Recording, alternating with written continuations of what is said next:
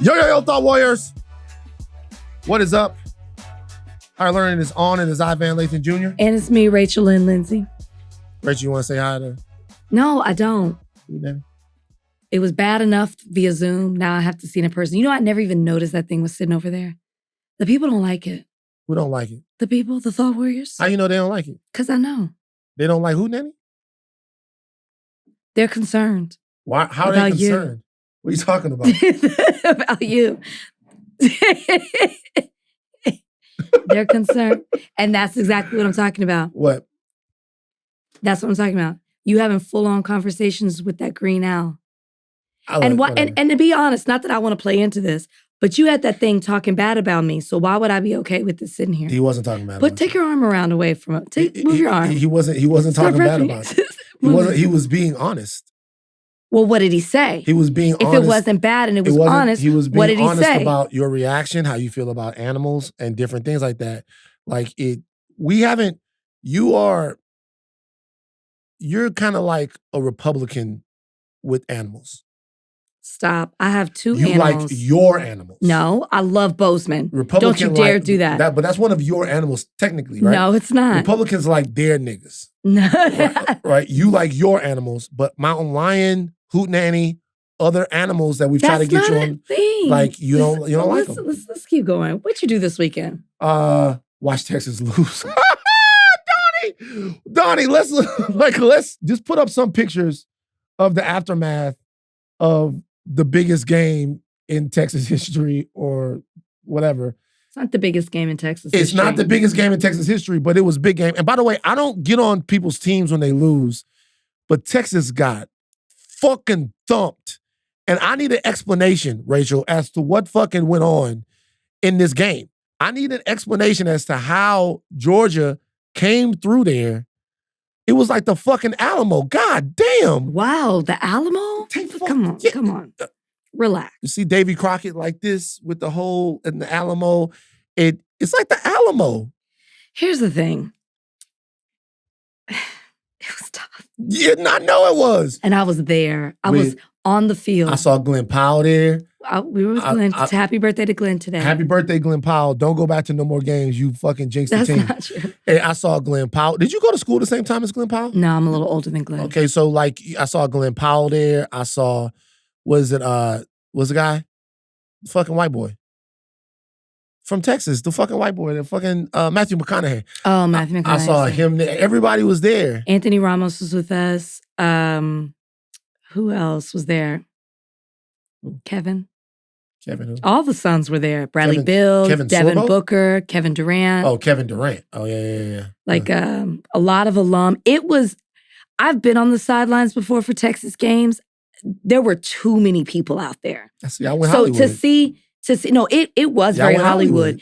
I mean, players are right where I am with you. So just imagine it's like you got Texas legends like Ricky Williams was there, Vince, TJ Ford, you got Kevin coming back, you got the Suns there, you've got Glenn, you've got Matthew, you've got an Anthony Ramos, just all these people. It was extremely Hollywood. Yeah. And you're trying to focus on a game. I don't think that contributed to it. I mean, Saban was previewing the game before, and he talked about the defense. And he was like, I'm not saying they don't have a great defense. I'm just concerned as what this defense could do. Quarterback was coming in off of his best game this year against Mississippi State.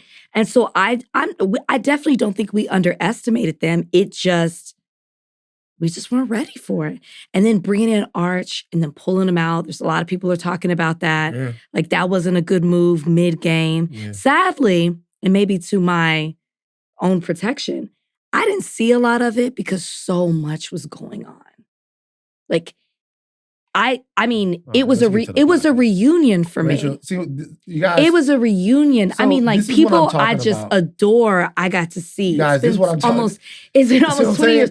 This is what I be talking about. So Rachel had field passes to the game. So Rachel went. Rachel loves, quote unquote, loves college football. I do. Right. She quote unquote loves college football. But I love Rachel, my friends she more. She went to the game, had field passes to the game, and didn't watch the game. That's not true. You just said you didn't even watch the game. I didn't get to see, but I'm commenting on things that I did see. And I kept saying that. I was annoyed. Glenn and I were like, we really didn't get to see a lot of the game. Glenn and I. Because, okay. As Texas fans, he couldn't walk 5 feet without people bombarding him. Right. But I was distracted by seeing old alums that I was there were friends in school that I just hadn't seen in forever. And I was just over the top excited about seeing people from back in the day. I was distracted by a lot. I had a blast. That's great. It's the most important thing. I had a blast. And plus, it's 12-team playoff. It's one loss. We'll see how Texas responds. It People was a big worried game. about Vanderbilt next week. Now it's like this coming up week. They need to respond and come back and dominate. But it's college football. Things happen. It's a wacky season. But Texas is not out of it by any means. Okay, you guys, we have a big show. Anna Marie Wiley is joining us today. She was here in person. Had a lot of conversations, a little politics, a little everything, a lot of politics. Yeah, we get to it. We do. We get to it. Talk a lot of stuff with her. But we got to get into the show right now, and we got to start with an electoral check-in. Trump talked about the size of Arnold Palmer's dick. Donnie, run the audio. But Arnold Palmer was all man, and I say that in all due respect to women, and I love women. But this is a guy that was all man. This man was strong and tough. And I refuse to say it, but when he took showers with the other pros, they came out of there, they said, oh my God, that's unbelievable. I had to say it. So, look, whatever. Why, is this if you guys don't know, Arnold Palmer is a legendary golfer. He's actually the catalyst behind the delicious drink, Arnold Palmer, which is half sweet tea, half lemonade, which they've changed the name at Chick-fil-A. It's no longer Arnold Palmer. It's called something else. I don't know what it's called. It's odd, right? It's weird. The race continues to tighten, and Trump continues to veer more off into the land of the mental abyss. It doesn't even matter anymore. Yeah. It's not even odd. It's actually becoming in line with just all the off things that he said. It's like that's Trump. If he actually didn't talk like this at rallies, I would say something's wrong. Yeah. What's happened to Trump? I expect this. Yes, it's funny, but it's in line with how he's been. I can't even say he's getting any wackier. I think the odd thing to me, and I've been on the road for 2 weeks, and I'm so happy to be home. I've been having a lot of conversations with people, particularly people who are conservative, or who don't know who they're voting for, which I just don't know how you're there at this point. Well, Anna Marie Wiley, I guess. Anna Marie Wiley. Exactly. And I'd say the same thing now. I don't know how you're there at this point, this close to the election. Yeah. It is wild to me that people don't believe Trump. And that's the general consensus for people that I'm talking to that are either undecided or will vote because they're going to vote with their party, Republican, even whether they really like Trump or not. They don't believe him. They don't take anything that he's saying as serious. I even had one person say to me, but Project 2025 is never going to happen. Trump's not serious.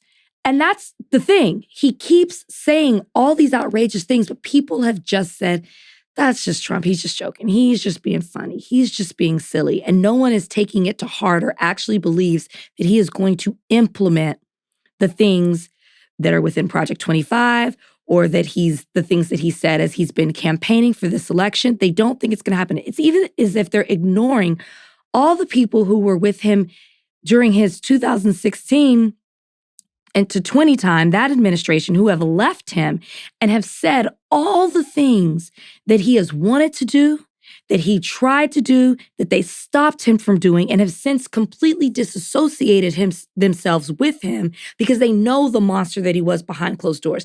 They know the things that they tried to not get him to do. And were successful, obviously, for the most part. But he has these thoughts and these ideas that he wants to do. I fear now he has surrounded himself with people who would allow him to do some of the things that he's saying. And for some reason, there just seems to be so many people out there that I've talked to who have chosen to ignore who Trump is. So Trump's going to make good on his promises the this odd time. thing. He's going to make good on his promises this time. He will be a president that doesn't have to think about reelection. And so the people that have empowered Donald Trump, particularly these big tech guys that are now moving towards Donald Trump, they are going to want to see him make good on some of the things that he's talking about. And also, this election not only is not a referendum on the MAGA movement right now, Trump's performance over the next 4 years will be a referendum on the future of the MAGA movement. And there are a lot of people who have their political futures tied to what happens. I think that everybody should take Donald Trump seriously about the things that he says that he wants to do. Yeah. And take a look at the changing landscape of America. Any of your friends that have said that, I don't see how they could say that now with the Dobbs decision and a couple of other very, very concrete things that the Supreme Court has done that essentially is empowered by the justices that were appointed by Donald Trump. There has been and continues to be actual real world ramifications for a Donald Trump presidency. And, you know, when you talk about economic policy, you're talking about foreign policy, Donald Trump is going to do his best to make good on some of the promises that he's made on the campaign trail. If he were to win the race, which the race is a toss-up right now, it would put everyone who is against those policies and against that devolving of America, it will put them in a fighting capacity. We'd all have to fight against it. We have to have our elected officials fight, and we'd have to organize and we'd have to fight. But if we lay down and we don't get involved, all of that stuff certainly will happen, or as much as he can get accomplished. So we'd be stupid not to take him at his word. Donald Trump had a rally, and 2 former Steelers were there. I want to talk about this as a black man. Come on. 2 former Steelers, Antonio Brown and Le'Veon Bell, endorsed Trump at a rally. Let's hear a little bit from Antonio Brown as he endorsed Trump with a speech at a rally in Pennsylvania. But before I get too deep in my speech, I want to say, I know the media is going to call me crazy, me and Trump crazy for having me speaking here. But I want to make this clear. We are not. They are.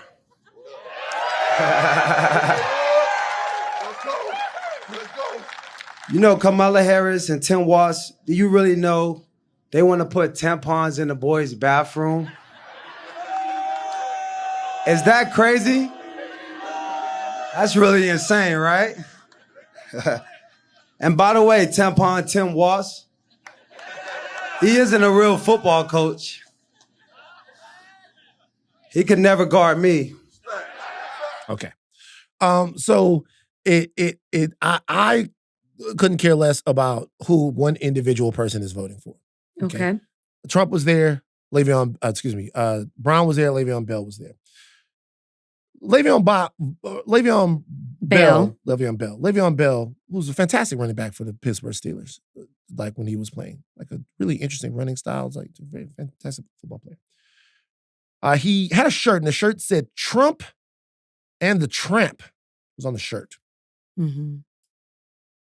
All right, so I'm compounding this with something else. Lord Jamar, of Brand Nubian fame, a very important hip-hop group, made a comment about Kamala Harris and has since apologized for that comment. He was on a podcast and he called her a bitch. Okay. So Lord Jamar did apologize. Mark Lamont Hill called him out for it. I guess he thought twice about it. He did apologize. Yeah. So we have bitch and we have tramp. There are Black women who are conservatives, and we've talked about them on this podcast before. Even if I disagree with a Black woman politically, never would I call her out of her name, disrespect her. And I have to be honest. When I heard what President Obama said, I was very critical of what President Obama said. You were. Because I felt like he was lecturing Black men.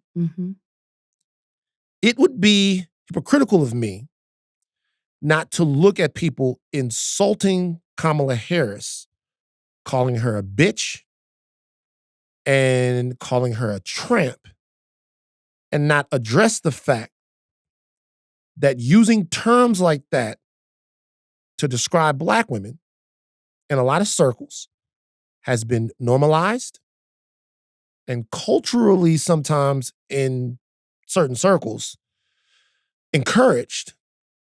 And so that there are certain Black men who don't feel any type of quickening or hesitation to use that term to a Black woman.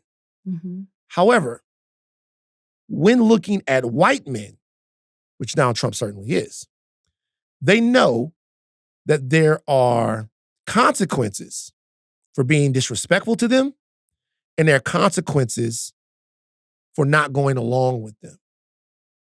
So I'm going to be honest with you. Okay. Voting for Donald Trump is one thing. You have a difference in political belief, that's your thing. But calling her a bitch or a tramp in order to gain proximity to Donald Trump and his movement, that is a slave mentality. And I don't care what anyone says. It is. If you're willing to call Black women bitches, hoes, and tramps just so you can look good and get the white man's sunlight on you, that comes from a very specific slave mentality of you trying to cozy up to authority. We can have conversations about differences of opinion, whether or not you like Trump on some of this stuff, why you like Trump, why you like the Republicans, why you want to vote for them. That's fine. But when you lose the basic respect that you're supposed to have with women who look like you, and when you do it to get closer to a white man and be accepted in his realm, in his sphere, in whatever, to me, you're exhibiting a slave mentality and a deep self-hatred that I think goes beyond a political conversation. I agree 100% with what you said. And it kind of goes to some of the things that I said when I was talking about what former President Obama had to say in regards to Black men.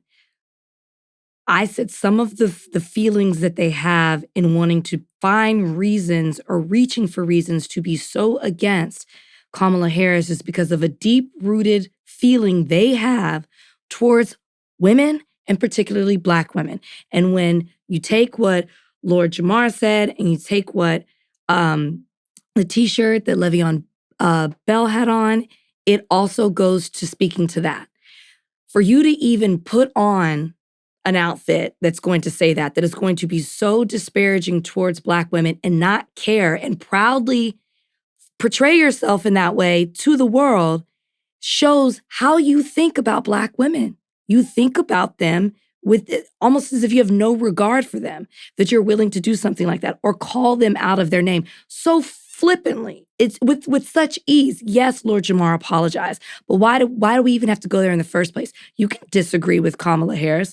You can not agree with her policy. You can not want to vote for her. But why do you resort to that? And why is it so easy for you to do it? Something that's deeply within them. That's all I'll say. Them. Who are them? Talk about all a man who would fix, a man who would do the things that these two did. I'm just joking. Yeah, you're right. No, you can't be right. Do better. Political disagreements, what they are, just try to maintain some sort of respect for Black ladies. We're never going to do it perfectly. And sometimes people fuck up. But at the same time, calling her a tramp, calling her a bitch, all of that stuff, we should be able to expect more. Yep. Unless you don't care. If you don't care, you don't fucking care. Probably be like, fuck it, I don't care.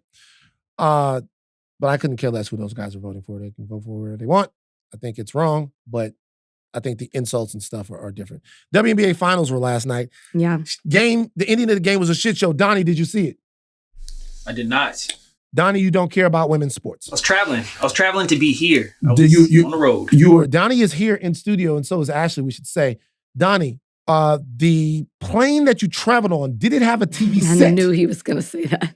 You know what? I am not as big a fan of the WNBA right now because my city doesn't have a team. I was a fan when the Detroit Shock were dominating the league. But since then, since they moved to Oklahoma and now they think they don't exist at all, my interest is like super, super casual. Okay, so it's the easier way to say that is that Donnie doesn't care. Donnie doesn't care. All right, so we did the whole back and forth, him and Han, but Donnie doesn't give a shit. Donnie could have watched it. You should just remain silent. Yeah. You just didn't watch. Like Donnie didn't watch it. Donnie doesn't give a fuck about it. He doesn't care. He wants the women to continue to eat cat food on the road and travel by Greyhound bus wherever they go. But there was a 67-62 win by Minnesota, which was fucking bullshit. I'm sorry. It was horse fucking shit. Ooh, wow. It was, if I'm... the whole game or the end of the game? Because there's an argument to be made there. You mad at how the whole game was or just the end? Would you like to hear the free throw disparity? Go ahead. 25-8. What was the 25 What was the foul? to 8. Did anybody foul out? A 25-8 free throw disparity Did in anybody- a deciding Did anybody game. foul out? In a game 5 with everything on the line. Breanna Stewart, I'll look it up. I'll answer my own Stewie, question. fucking traveled. She did travel, though. She did travel. And then they called a touch foul. She traveled and then they called a touch foul, right? Sabrina was one of like a million. The Liberty played the worst Game 7 performance for a winning team that I've Why do ever you seen. keep saying Game 7? It's a deciding game. I'm sorry. The worst Game 5 performance I've ever seen from a winning team. They played like shit. They still won because the refs were in the bag for the goddamn Liberty. I'm sorry. The refs were in the fucking hootenanny nose. The refs were in the bag for the goddamn Liberty. It was terrible. 2 fucking calls. They get the game to overtime. Now, I will say to all the Minnesota fans out there griping, you had overtime to be able to win the game. Yes. Thank you. Right? Thank you. So you don't think that this was bullshit? I mean, to your point, you had overtime to win the game. I'm looking at personal fouls. One player did foul out. She's handsy. Collier's handsy. Call her. She a baller. I didn't say she wasn't, but she is. So their top scorer fouled out in the game. For the Minnesota Lynx, by the way. I agree with you. That's why I said to the end of the game. What are you talking about? The end of the game? You're talking about the whole game. They scored 2 points in overtime. Liberty scored 7. Refs weren't helping the Liberty shoot and score points to win the game. They didn't do that. Mm-hmm. You know, for having played basketball, it doesn't come down to one thing, which is why I was asking you, was this a thing throughout the whole game? Or did it come down to the end? You can complain. Head coach for the Lynx was very upset. She says it comes down to this play. I think what has people so upset is the call happens. It was marginal contact. Like, you don't make those type of calls at the end of the game. With no call on the travel. Well, I'm going to get to that part. You don't make those type of calls at the end of the game, right? You let them play. It's going to get handsy. They're going to be pushing. It just happens. What makes it worse, to your point, is that the play was challenged. They go review it. The foul was challenged. They review it. And in their review, you can clearly see that Breanna Stewart traveled in their review. But I don't know if that was something that they could. Exactly. I don't know if they could overturn that. They're looking at the foul. They're looking at the foul. They can say she traveled. I don't know if they can do that. Maybe they can. That, I can't think of the player for the Lynx, was in front of Breanna Stewart. Legal guarding position. 2 feet on the ground. Hands up in the air. This was not illegal contact, in my opinion. This was our illegal guarding position. This was not what this is. It should have been overturned. What? Basketball Jones over here. Unlike Donnie, I appreciate the game.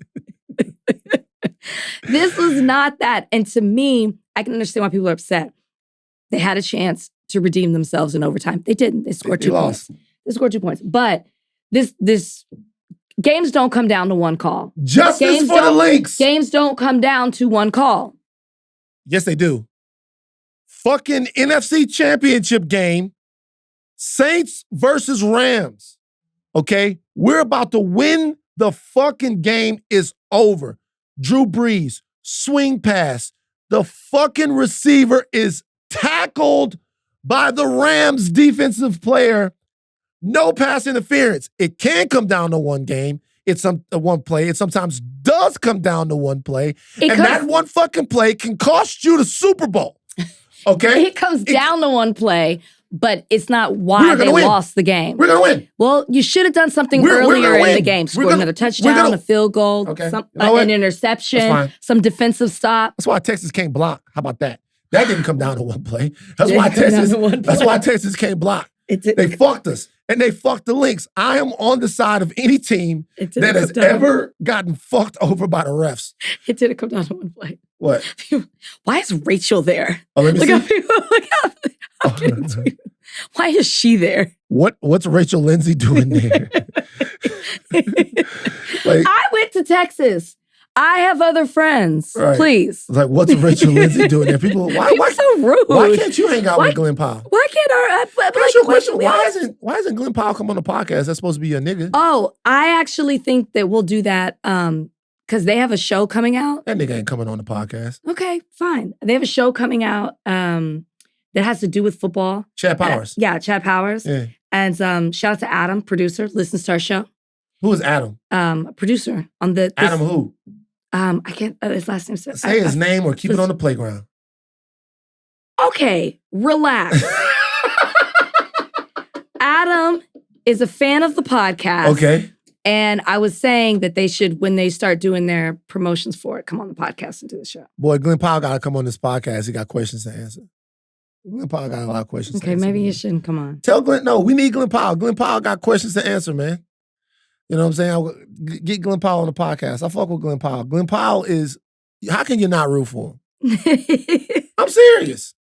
He's like, how can you not root for him? I guess my question for Glenn Powell would be like, Glenn, how are you going to fuck up? Because he hasn't fucked up. Don't put that on him. Don't manifest that. It's coming. So every white person messes up because you're putting it towards race. Yeah. So every white person is doomed to mess up when it comes to black people. In some way, Glenn Powell will fuck up. It's just it's coming. Like the fuck up is coming. It's not gonna be. I don't think it's gonna be a big fuck up for him, but it's like it's gonna be something. Like he's gonna be somewhere. Like don't put that on him. No, he's gonna be doing something good. Don't do that. And then he's not going to know who somebody is. Well, bring him on. It's great. That's my question. He's a great guy. He is. I know you do. I know you think. I know you. Everything I've heard, but like, I just want to help him for when the fuck up happens. Don't put that on him. It will. He'll probably fuck up with you. He'll probably have something. He'll ask to touch your hair or something like that. No. Those things would have already happened. I'll fuck with Glenn Powell if they were going to, and they haven't. Look, I gotta tell you something, man. You know, everybody got white friends, man. You might as well get ready for them to fuck up because they will. Which friends of yours are you still waiting to fuck up? Your white friends? Oh, a lot of mine already have, baby. Who are you waiting on? But who are you waiting on? Who hasn't that you're waiting on? Tommy Alter. I knew you were going to say Tommy because I was going to say, has Tommy messed up yet? I'm waiting for Tommy Alter to fuck up. Tommy been in this for a while. Tommy been around for a while. I'm waiting. Like Tommy has not fucked up. Tommy Alter has not fucked up yet. Okay. But I feel like it's coming. But the thing with Tommy is Tommy didn't put so many black people in position. Like Tommy gonna fuck up and everybody gonna be like, oh. Like Van, it's got something to say about Tommy Alter fucking up? It's wrong. Because that's what niggas do. Tommy's not gonna mess up. That's what niggas do when they white people fuck up. Of course. When other white people fuck up, oh my God, we got a march. When they white people fuck up, it was wrong. Dr. King. Dr. King wanted us. But. You know what I'm saying? I love Tommy.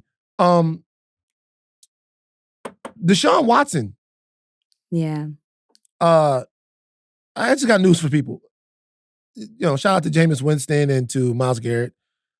And this is tough to say, but I have to say it. Nobody has to give a fuck about Deshaun Watson.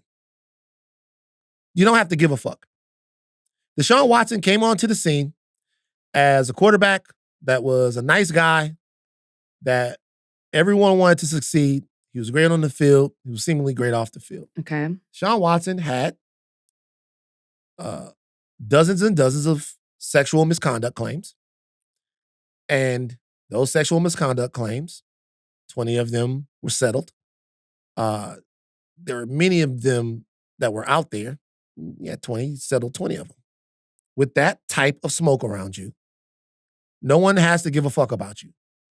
Now, if people decide that they want to give a fuck about Deshaun Watson, his teammates, people that he knows in his personal life, people that he works with, people that he has proximity to, if they decide they want to give a fuck about, I'm not about to jump in and tell you who you can and who you cannot give a fuck about. Mm-hmm.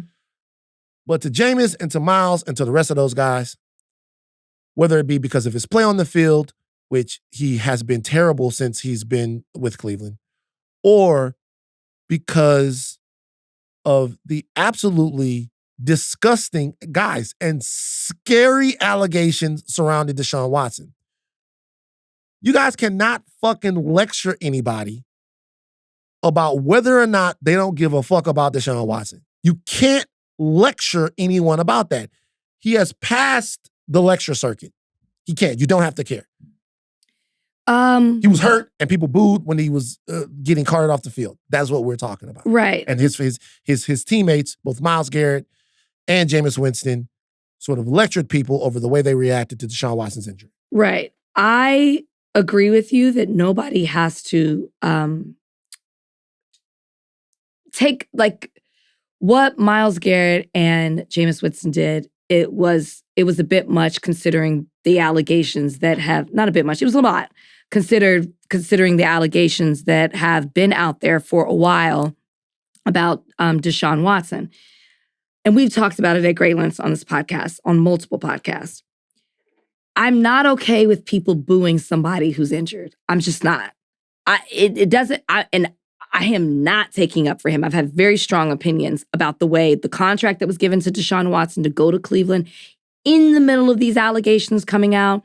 I've been very vocal about about him having a quarterback job and being a proponent for the victims. But I don't agree with booing somebody when they're injured. I just think that that's just a different level of nastiness. I'm not going to relish in Deshaun Watson tearing his Achilles heel because of what he did. I'm just not. I don't give a fuck about him tearing his Achilles. I'm not. I don't think he ever should have been in a position to tear it because I don't think he ever should have received that job, and he definitely shouldn't have received that contract. But I'm not going to see somebody go down and boo and cheer, I'm just not. That's just not me. I wouldn't do that. I wouldn't That's do just that. not me. But I don't agree with it. I never find myself relishing in somebody's misfortune. I don't. But I'll tell you this. I find myself like not giving a fuck. The reality is this. I happen to believe, based upon all of this stuff, you guys, I'm not in any way getting on a moral high horse. I'm not in any way getting on a moral high horse at all. I'm not trying to make it seem like that I'm not casting myself better. But like I actually think that Deshaun Watson nutted on massage ladies without their consent and fucked them up. I can't care whether or not he fucking, like, I'm not wishing for that to happen to him, but if it happens to him, he lost the care. He lost the care. Yeah. The care is there. The care is there by default to me. But you could lose the care. Like right now, if Hulk Hogan is in the ring fucking wrestling and Hulk Hogan tears down and cracks his kneecap, if Hulk Hogan would have never said that he didn't want his daughter to fuck niggas, Hulk, what are you doing? If Hulk Hogan would have never said that, I'd have been like, God damn, that's so fucked up. It happened to the legend, the great Hulk Hogan. Now, I'm not wishing that happens to Hulk Hogan, but if it happens, fuck him. I don't care. I don't care about Deshaun, but it's like the boot. Stop petting that owl. I needed help from Hoot Nanny. Who do you think you are? This is Hoot Nanny. Stop petting the owl. Mm-hmm. You Yeah, care that they did it. I can't. It was that. I was like, wow, y'all just gonna boo this man. I mean, do you think his career's over? Yeah. I mean, he's already coming off one injury. I have to look at the it's like, contract in terms of like, I mean, his career could be over, but like they owe him a lot of money. They owe him a lot of money. I just can't see him starting for anybody else's team. Like if they owe him a shit ton of money. I know. No, I know. Because remember, it was record breaking when he got that. Yeah. In the middle of the allegations, he got a record breaking deal. One last thing to get to before we get to our interview with Anna Marie Wiley. Good job. Donnie, play this audio for me real quick. Sorry, which audio were you talking about? God damn it, Donnie. Leave that in the podcast. It's the last thing on the thing. Donnie? Oh, cool. Thank you. He doesn't care. He doesn't care about the criticism at all. Donnie is even killed. Go ahead. Play the last thing right there. He really is. I'm not sure who needs to hear this, but it is now illegal to go through your husband's phone. It is now illegal to go through your husband's phone. And this is for every ear that can hear me. This is not just a Texas issue. This is also a federal crime. The Federal Wiretap Act states it is unlawful to intercept any wire, oral, or electronic communication. It is also unlawful to disclose the contents of the wire, oral, or electronic communication. Y'all know what's considered electronic communication? Text messages, emails, DMs. And it doesn't matter if you're in a community property state, saying that the phone is community property will not work. Even if your husband willingly gave you his password, it still would not work. Okay, so I looked this up and this looks to be true. That it's illegal to snoop through somebody's phone here in California. And it's a federal offense to look through somebody's phone without their permission, violation of their privacy laws under laws like the Electronic Communications Privacy Act, which she just talked about, wiretapping laws, and there's state variations on this too. Rachel, what's your thoughts on this? It's illegal to look through somebody's phone. The question is, if somebody does look through your phone and they find stuff, how much nuts would it take for you to call the police on them? I don't think that it's I'm looking at this right now, right? Okay. Like, yeah, it's a federal law. So like one of the exceptions is it's not unlawful if the person is a party to the communication, right? So like, let's just say I go through your phone and you sent me something and I take it. It's not unlawful if the person or one of the parties to the communication has given prior consent. Okay. So like, let's just say, like, I think it's, I mean. Are you saying that there's loopholes to where like you could say, hey, could I look through your phone to maybe find this, order Uber, and then you have access to the phone? Well, because I think in that clip, I don't know if I just heard it or I saw a longer clip where they're like, even if they've given you the code or something like that doesn't count. But I was looking this up too, and I feel like it's more of not just going through the phone, it's more of the act of I go through your phone and then I post it. I go through your phone and then I share it with other people. I go through your phone, even though the first one does say that. Rachel, do you have a problem with somebody going through a significant other's phone? Do you think it should be illegal? Yes. Okay. Okay. No, I don't know if it should be illegal, but I definitely am not a proponent of it. But by the time you decide to go through somebody's phone, that's the problem. Yeah. If you need to go through somebody's phone, there are already issues in your relationship. Should it be illegal though? I think it should be illegal if they take it and use it, like post it without your consent. Mm-hmm. If they're sharing it with other people, like to me, that's, you know, it's like a classy misdemeanor, you know, like equivalent to like a speeding ticket. Right. But you do it to me, I'm calling the cops. Right. Now that I know. Yeah. Now get them called. It's illegal. You get fucked up. All right, you guys, we got to go. Interview with Anna Marie Wiley to take us out. It's a robust interview. It's a long interview. So you guys buckle in. It's good stuff. Okay, you guys, special guest in the building in person. She came to Higher Learning, Anna Marie Wiley. Anna Van. Marie. Is Anna? Come on, Van. It says Ann. Van. Okay, It is spelled Anne Marie. It's pronounced Anna Marie. It's a Dutch name. Van, Dutch. how long have we known each other for? Van? We have, but I've already Man. read. But let me tell you something else. Let me tell you.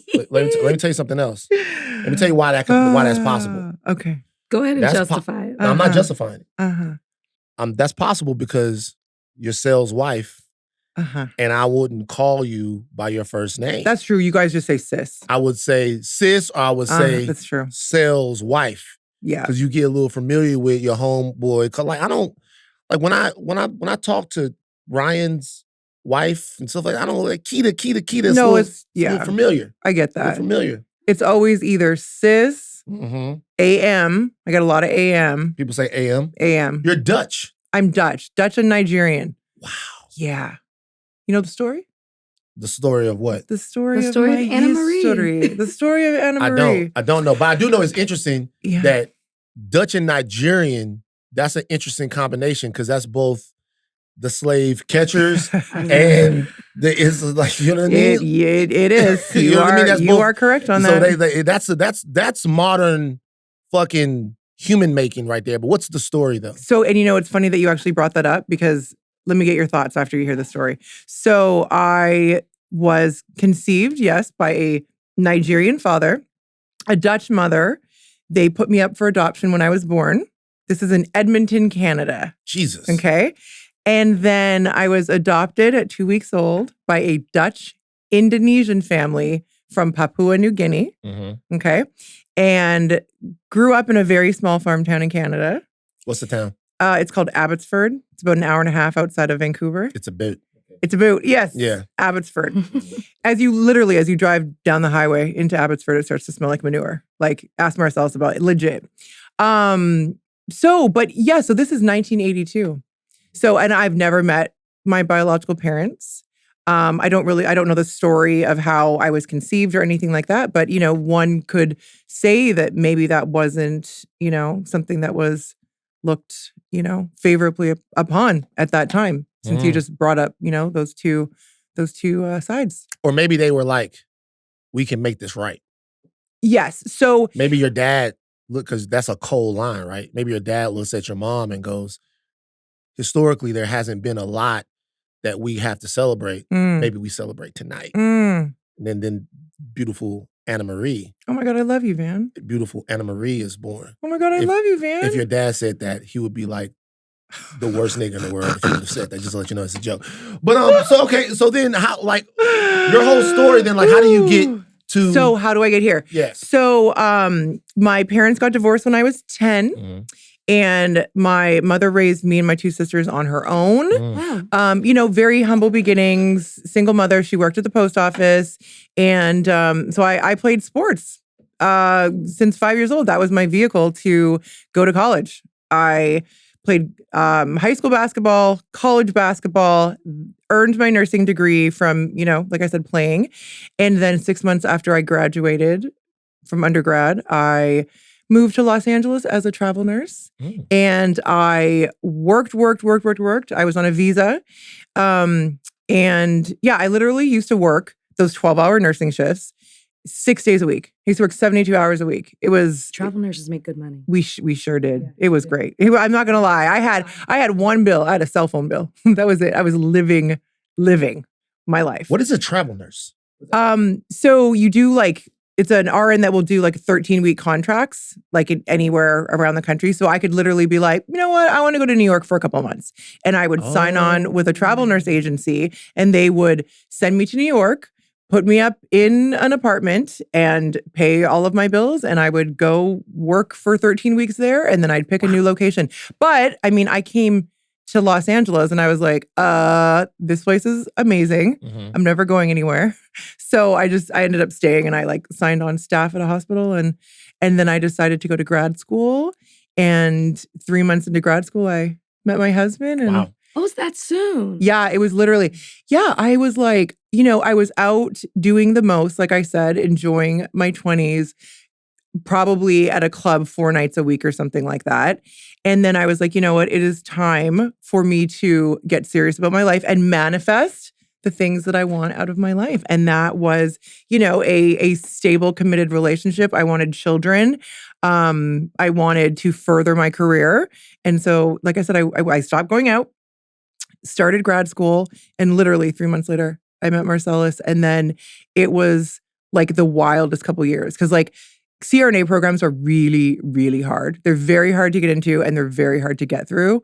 And so while everybody was like, slugging through this program, like grinding it out. I mean, I was too, but I was also like living like for real now. Cause I'm like 2 months into us dating, he's like, we got to go to Super Bowl. And I was like, I can't go to Super Bowl. I have tests on Monday. And he's like, sure you can. So like, he's like, you're going to come, you're going to do even better because you're going to learn how to relax and things are just going to come to you. And I remember it was in Indy.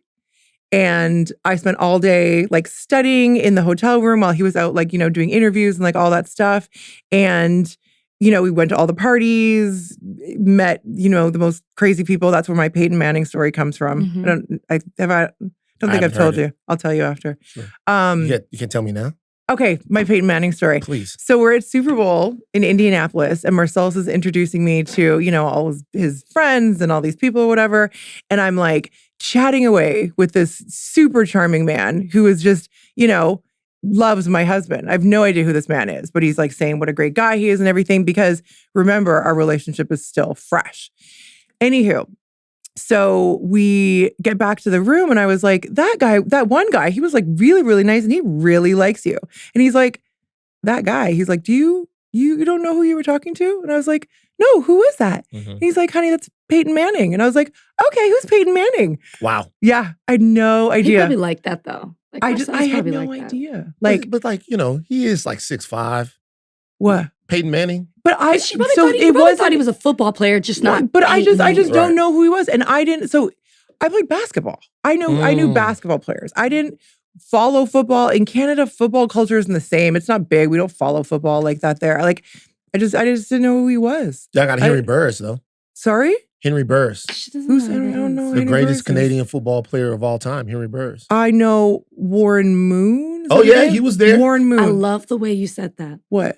Warren. Because I Moon? was like, if I get this wrong, Van's gonna make fun of me. I won't. Okay. As a matter of fact, I have something to say. Yeah. Warren's great. The moment that Sel asked you to come to the Super Bowl, you Mhm. should have known he was trying to get married. I actually knew he was trying to get married the night we met. Wow. Mhm. What did he say? You're going to be my wife. Oh, okay. But, See, but you fully- believed it. He is very different, Okay. as you can attest to. Mhm. Like he knows what he wants. He's very ambitious. He's very determined, and he is so thoughtful. Like when he says something, he has conviction. So he was like, so that night when we met, he had 3 questions for me that decided it for him. He's like, I was wearing this tight bandage dress, one arm out, legs out, and everything. And he's like, so where'd you get your muscles from? And I was like, oh, I played basketball in college. And he's like, okay, well, where are you from? Where'd you go to college? And I said, I went to the University of British Columbia in Canada. He's like, oh, you're Canadian. Okay. He loves Canadians. He loves Toronto. And then he's like, so what do you do out here? You a model? You an actress? And I was like, no, I'm a nurse anesthesia resident. And he's like, okay. And then I was like, excuse me, I'll be right back. Came out of the bathroom. He had a security guard standing beside him. He was like, stay with her all night and make sure she's good. And like, that was it. Wow. I That like was it. it. That They was don't it. do that anymore. No, they don't. Well, I mean, They don't. He They passed up don't. one of the premium male whoring weeks. Oh, in oh, the Super Super Bowl. Bowl. Yeah, yeah. The fact is that very he true. Oh, wanted yeah, to bring absolutely. you to the Super Bowl, he wanted everybody to see. Oh, yes. So it was so like that should have told you right there. Oh. And then he gaslit you into coming. So Well, I Right. would have felt the Right. test to come. yeah, Yeah, no, but I was like, Rachel yo, would this is have going wanted to to be go by great. herself. Rachel would- did go by Yeah, herself. Rachel I went did to go by network. herself. I went to network. She went for business purposes. Thank you. But even that night, though, it was his boy's birthday party. That was Dennis Northcutt's birthday party. There were gerbils everywhere. Gerbils and pigeons everywhere. Not Gerbils and pigeons. Gerbils and What are they? pigeons. What are Rachel those? knows. Birds. The birds. The birds at the table. Can I I've say never something? heard gerbils before. Can I say something?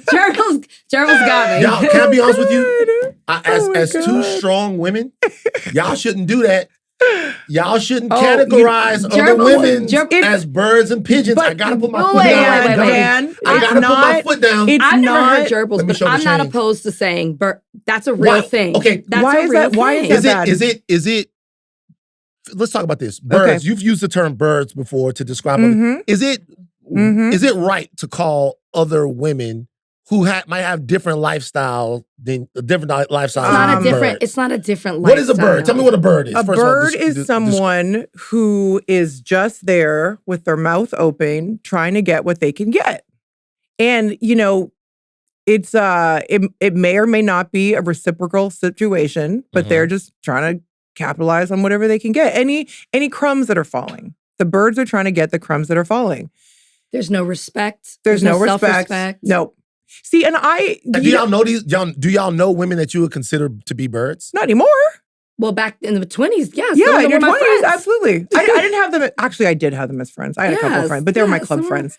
But no, now as a 42-year-old woman, not anymore. But I will say, I am fine calling them birds and gerbils because it bothers me. That lifestyle bothers me. I have 3 daughters.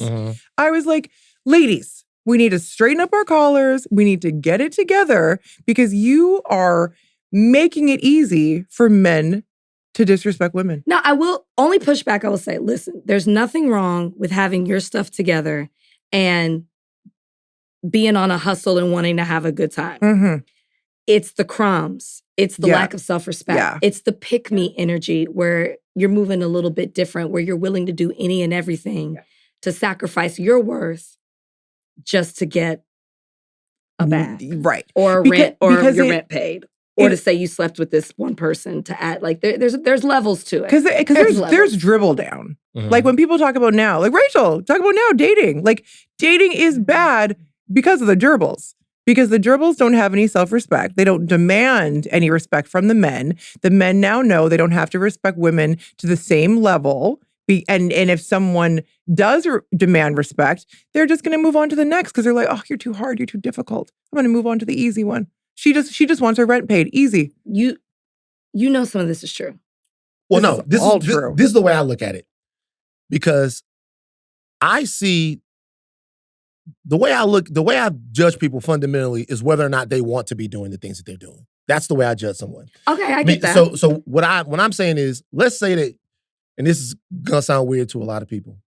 Let's say that there's a woman and she has some sort of desire to have sex with the whole starting 5 Done this of the before. Phoenix Ooh, Suns. wow. We talked about this. Right? Okay. Let's say she wants to do that. Mhm. She wants to do it. She feels desire to have all of these men. If she wants to do it and she does it, I have no judgment. But if she comes with one of those guys and then one of those guys says, hey, while we're here, I need you to fuck all of my boys, and she compromises herself and what she believes in for herself for someone else, that is when I have a judgment on somebody's character. I agree with all that. And that goes in any way. And so what I would say is, I see a lot of pick-me's about women, shall I say, who are espousing this militant traditionalism. I see a lot of women on social media that are saying, girl, a man has to do this and a man has to do that and a man has to do this and a man has to do that in order to garner favor from more traditional men. Sure. And I see those women and I look at them as also kind of a little bit being pick-me's because they're trying to But attain what the if they male believe gaze that? in a But what if they different way. actually believe that? Then they're not a pick-me. If they believe in those things and actually want to do those things to get that, then that's not a pick-me. Just I like if need you to back you up actually- a little bit. Correct. Just like If you actually want to do 5 actually men. want to go out every night and to be with this, if you actually want to do it, then I don't have a problem with that. I don't need to either. I need to back up a little bit, and Sure, I'm give going it to to push back a little bit too, Mhm. because I think when you said there's a woman who wants to sleep with the whole starting 5, first thing I need to know is motive. Why? And you know why? I want to know why, because we're not the same. Men and women, we are not the same. You guys are out there to spread your seed Mhm. as wide as you can. You're you're in the jungle, you're trying to make as many offspring as you can. That's just how you guys are hardwired. You know what we're hardwired for? Safety, protection, stability. You are the hunters. Wait, no. Yeah, hunters, gatherers. It's different. So when a woman says, like, I just want to go out there, it's empowering, and no, I push back. I don't. So I push back. The key word is this: women and a woman. So are men and women different? Absolutely, they're different for sure. Different motives, different needs, different ways. I think the most impressive thing that men have been able to do is to convince women that. Not actually to convince women, to dictate to women that the ways that women might naturally be are less important than the way that men are, right? And that's the way that patriarchy works. I'm not talking about all women. I'm talking about a woman. Okay. So it's not necessarily that women would want to do this or that men would want to do this, but somewhere, for some reason, there is a woman that has a different set of standards involving sexual congress, is wired in a different way sexually, might have been socialized in a different way. And the question is what she wants, the one woman that might want to do this, is that in some way anti-woman, anti-respect? I'm not saying that all women are going to look at the world like that, because they won't. But what I'm saying is, if it can be interrogated that there is, for whatever reason, a woman, a person, does she have to then meet some arbitrary respect standard that men really have put onto society for women, or else she's a bird or a bop or a whore or a slut? I think that's fine. I understand what you're saying with, her kind of being an outlier, perhaps. And if that's how she chooses to live her life, great. However, I think then she's also going to have to understand societal norms, right? Like, that's not the typical woman that is going to be chosen per se, right? Like when they say you can't, they do, but I don't think that is like with the greatest of frequency per se. I think a woman who desires to do that, and I know I know or knew a couple of people who totally would do that and would feel empowered by it and would be fine. I think the woman who decides to do that doesn't care about societal norms. Does she, or is she acting on self-preservation? No. No? You don't think so? No. Okay. I like it. They're rare. Yeah. But there are women who feel empowered by that, who want to do that, who want to say they did that. Okay. And they don't care in that moment. They might eventually care. All I'm saying is, the only reason, because it's interesting to me when I hear women use terms like that. But we're not, that woman is not a bird. Because really, that's not a bird. We define that, and then y'all are actually regurgitating the things and the things about women that we say. Like, we made that up. We put that standard on women. Like, men, because of I really believe this. Because I tell you this, man. You don't know your boys until they get their heart broke, right? Oh. You don't know. Man. Yes, you don't. Because it's so hard for a man to be cut in half by a woman. Women are really used to it. Like, they are, because men, like women, but like when a man has put his all into a woman, it's so. I knew a guy, and he was in this situation where he came back from work and this nigga was never the same. Never. Because you get brought up to be told that you are like a mini king, and you're going to have a mini kingdom. And in that mini kingdom, everything that you do is going to be reflected in respect and in deference and in almost this weird sort of worship. And then someone defies that. And you go, what the fuck? Am I not shit? Even Future liked, he cared about Lori Harvey. For as much as Future has done, when Lori Harvey, the one that he chose, when she had moved on, this nigga was making Instagram videos. And you see it and you go, I see you. You got feelings. And really, the guardrails, the things that men tell women about chastity and all of that stuff, it's to protect that feeling. They want you to feel bad if you are too out there because it protects them. If you feel like you're a whore for doing something, then it's behavioral control in a way.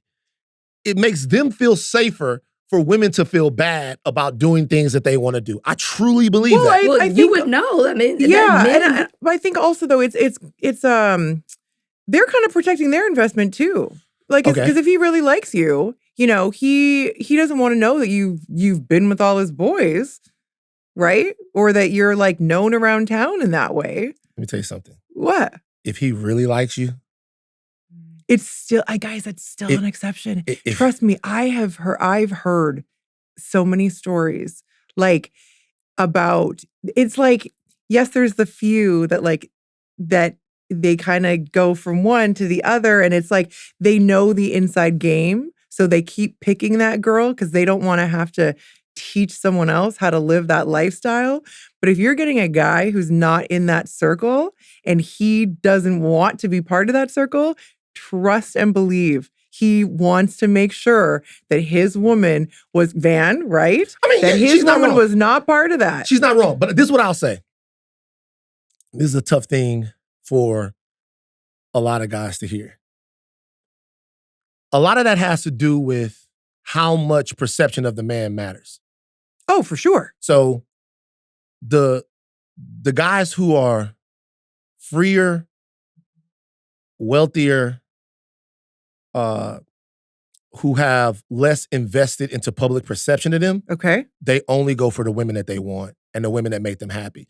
Like if you're a politician, it matters who you're with, Yeah. right? Because people have this perception of you. If you're in your community and you care about what your neighbors think and you care about what the people around you think of your life, it matters like how you present your wife and your family to people. But see, if you're like a rich, you only go for the person that puts a smile on your face. And it don't matter who she was with before.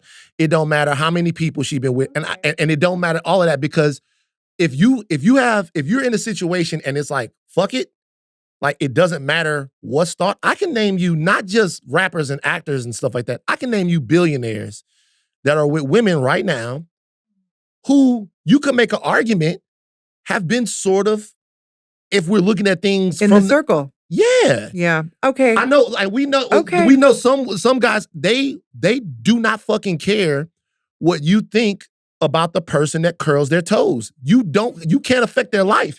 So That's true. But somebody else that like has to show up to church. Yeah. I get Anna it. Marie is right. Somebody else that has to show up to church, that has to go Yeah. to the thing, Yeah. and have somebody go, But that guy gives a fuck about what people think about his spouse. yeah. Yeah. I think even the ones that you're describing, I think they care a little bit. They just weigh it out. Because there have been a couple of them that have done that and they've gone through hell having to defend their definitely wife. the exception, right? I think so it's too. the exception. It's not that it doesn't exist. Same way you describe women versus woman. Yeah. It's man versus men. You know, there's a Yes. difference. For sure. There's Yes. a difference. Okay.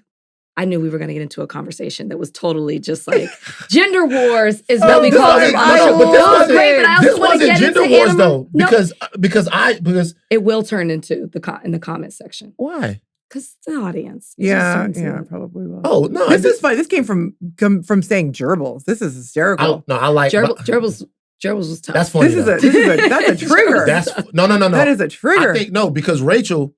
Let me tell you something, I Anna said Marie. bird. Because Rachel is also. oh yeah, gerbils and Rachel birds. is in this. Pigeons. I love Rachel because Rachel is in this weird negative zone. Y'all ever been? You ever watch like? Rachel negative. No. You gotta know what the negative zone is. Okay. So Superman, okay, when there's a prisoner, they put him in a negative zone, and the prisoner is in this place where they're stuck.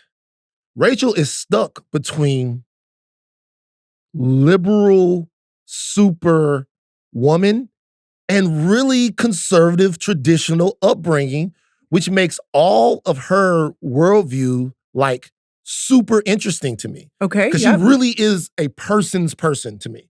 She's not like like beholden to either side. There's like Rachel, sometimes you'll talk to Rachel and you'll ask Rachel something and you'll be like, God damn, Rachel, you're a little bit too liberal on that. And then you'll ask Rachel something the next day and you'll be like, God damn, Rachel, you're a little too conservative on that. I love It's a that. real And I appreciate Pulled that. both ways. Yeah. But you know what? I agree with that. And I respect her for that. And I love her for that because I quite honestly think that's how it should be. I'm to the left on every single thing. I know, I'm man. to the left. We know, man. Anarchy. Everybody fuck who you want to fuck.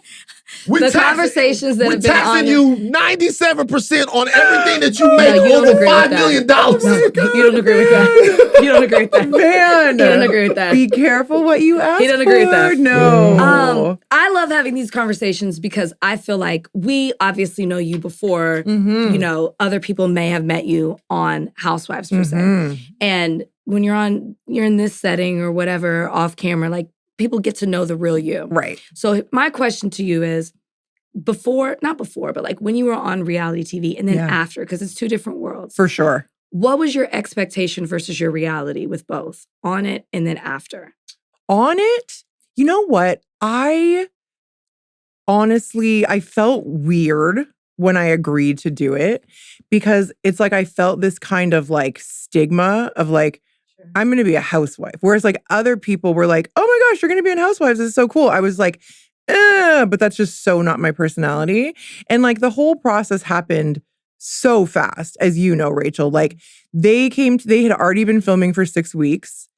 And so I think they had started filming and then they're like, nothing's happening. We need something to happen. Wow. So yeah, they'd already been filming. It was midway through the season. They reached out to me and I was filming 2 weeks later. It was fast. And, you know, I was a very private person, very, happy just like taking care of the kids and the house and working and you know, being Marcellus's wife. I was Sel's wife. And so when I agreed to do it, I was like, you know what? I'm not like that. I'm going to show people a different kind of housewife. I'm going to show them a affluent, happy Black family in Beverly Hills. This is the expectation. This was the expectation, my love. This was the expectation. Because we're everywhere, right? We are everywhere. We have a very full life. I have a very full life, right? I have 4 children. I'm a nurse anesthetist. We have a nonprofit that we do for youth and underserved communities. I do a lot of things. And so I was like, this is going to be awesome to show people that women like this, empowered women, strong women, et cetera, exist in Beverly Hills.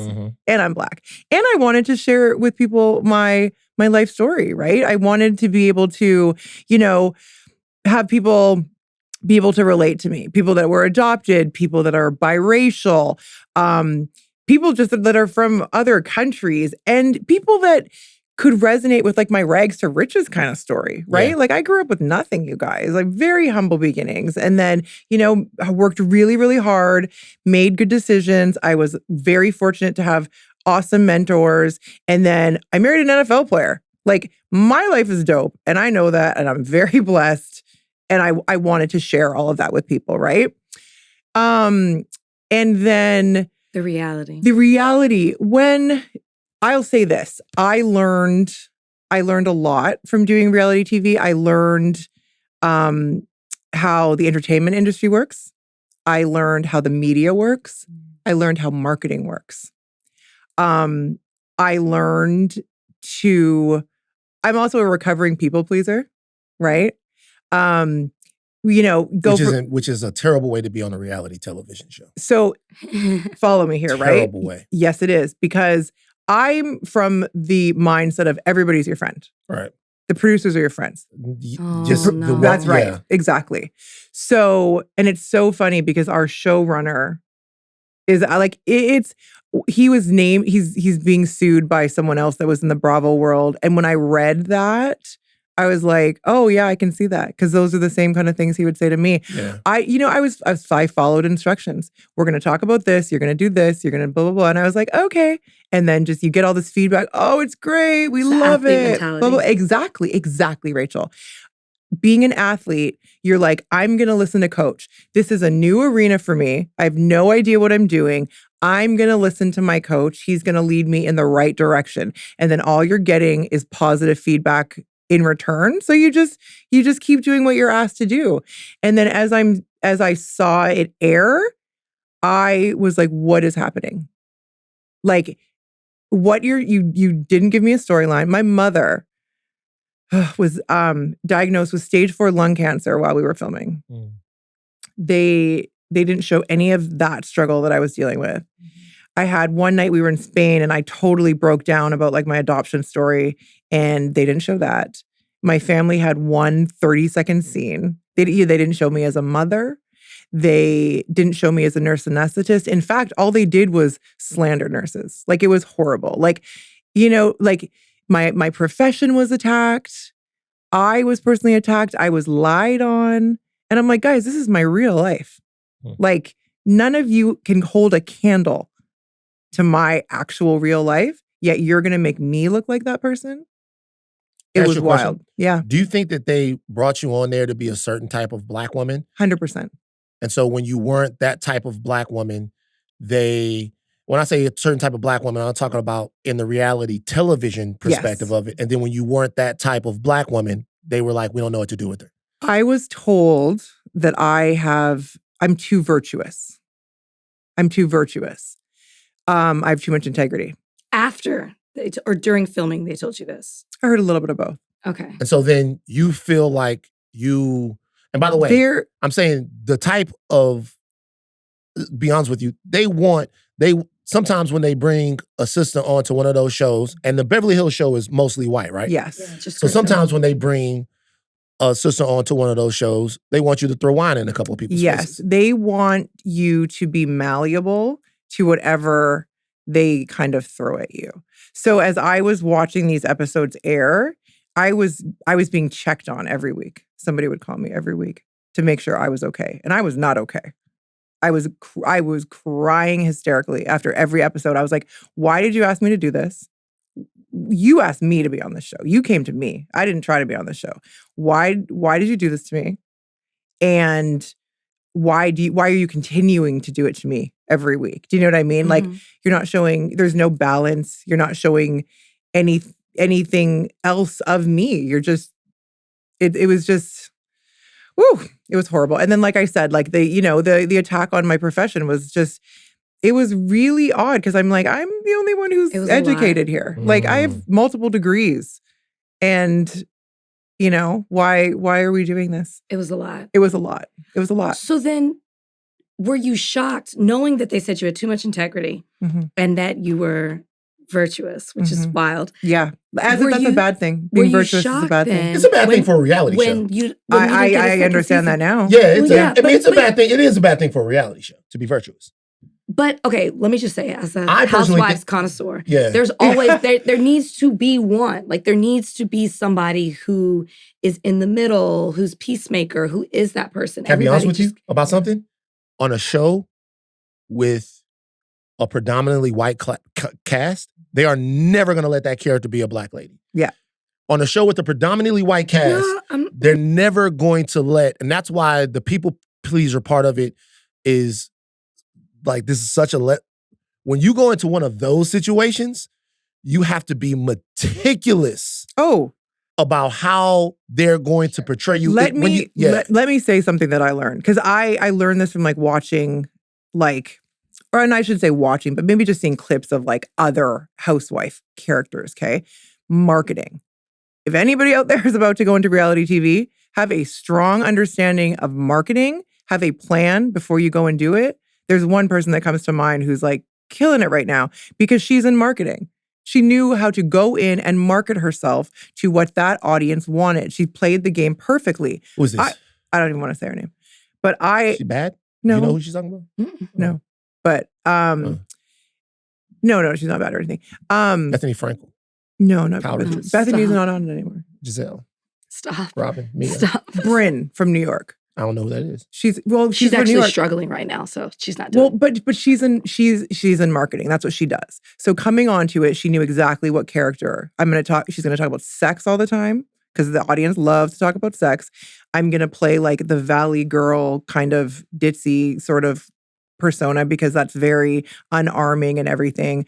I'm going to play up like my blackness. I'm going to, talk about having to go to the hair salon and get my hair done. I'm like, are you kidding me? You're talking about going to the hair salon to get your hair done? I didn't grow up with Black people. I was adopted and grew up in an Asian family. I moved here, many reasons, but to learn Black culture. You want to talk about One like, of those. huh? One of those. I didn't grow up in a Black family, man. I had to but honestly, there were a lot of things that I felt like a void that I needed to learn. But I'm just comparing these things that I'm like, look at my life story.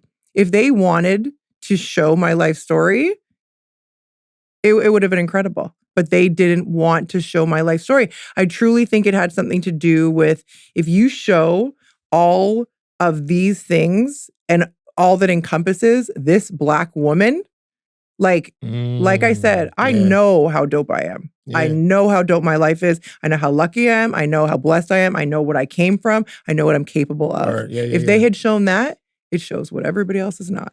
But you would have done a second season.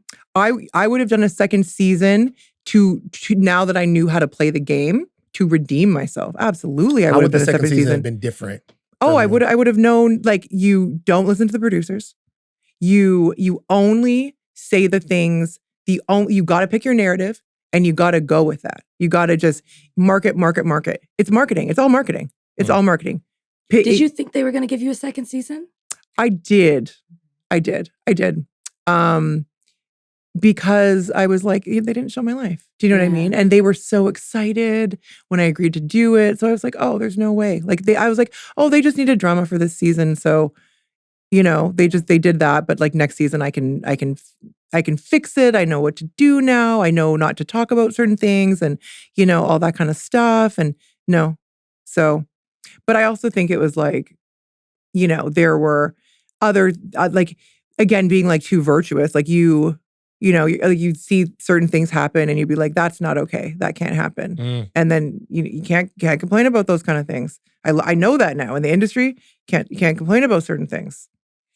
The fact that they have been shooting 6 weeks into that tells me that they had an ironclad role for who they wanted and needed you to be. 100%. And it was probably going to be a lot harder. You'd have had to have been fucking tap dancing. I mean, I'm being for real. Like the fact that it's like, oh, we're shooting for 6 weeks, like something's missing. This lady is what's missing. You were like threading a very, very, very... That's what I was told by other producers later on. They're like, you were almost set up in an impossible situation because they're like, no one ever comes in like halfway through the season. And it's like, it's almost impossible to stay like that. People don't get housewife. So exactly. A friend of would have made more sense. Yeah. But the people, it doesn't give the audience enough time to get to know who you are, especially like I said, when they didn't give me a personal storyline and they didn't show any dimension of my life.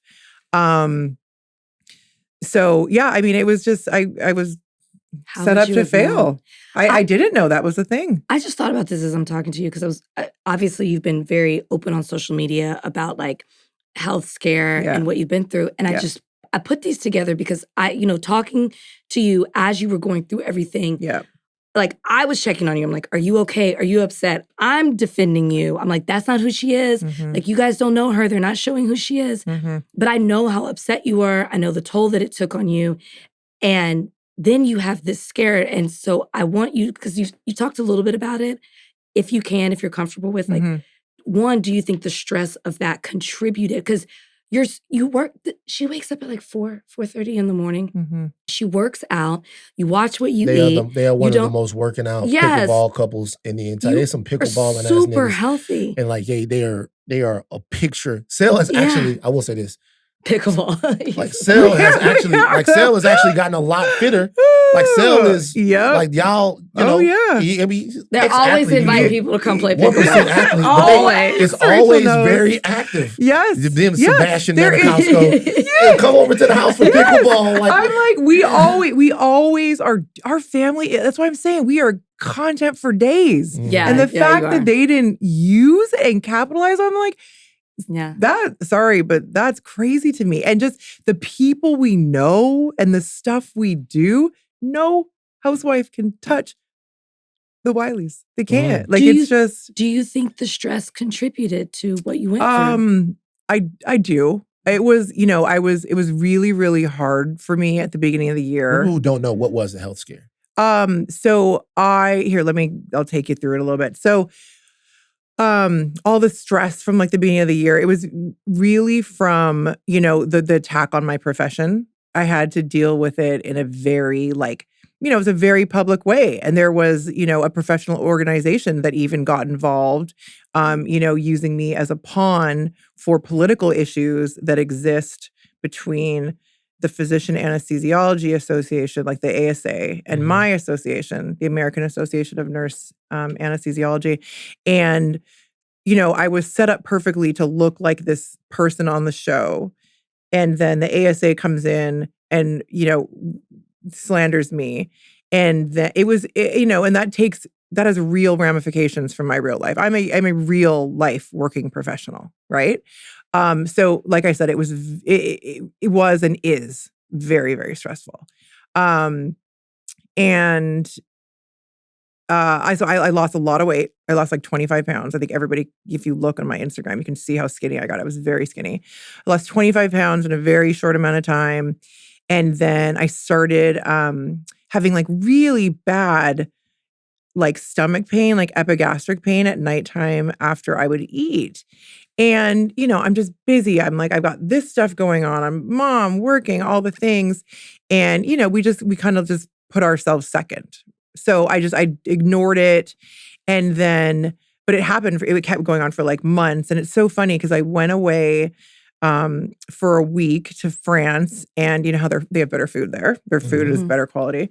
So, and I was totally fine for that week. And then I got back and it started hurting right over again. And so I was like, all right, let me go get this checked out. So it turns out I had a tumor in my gallbladder. Jesus. Yeah. And gallstones. Obviously the gallstones, like whatever, but the tumor was like very concerning to me, obviously. And so the radiologist is freaking out. The surgeon I was referred to is freaking out. Like, we need to have it taken out immediately. And he even tried to refer me to like a liver transplant surgeon, actually, because he's like, if there's something on your liver from your gallbladder, like this, it was a lot. It was very, very stressful.